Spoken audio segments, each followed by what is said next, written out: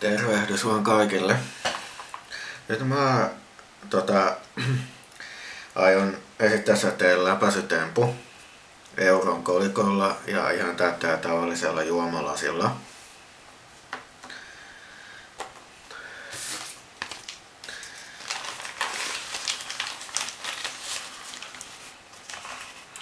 Eli siis jompikumpi läpäisee tämän pöydän, joko lasi tai euron kolikko.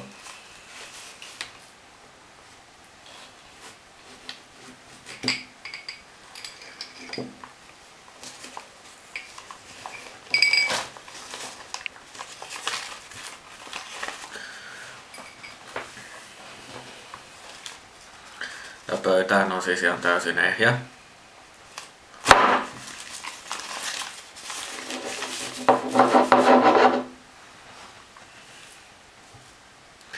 Eli siis lasi läpäs pöydän ja kolikko jäi tähän pöytään. Koska nyt on joulu ja varmaan olette kuullut siitä, että jouluna on joulun taikaa ilmassa. Niin tää euron kolikko on muuttunut.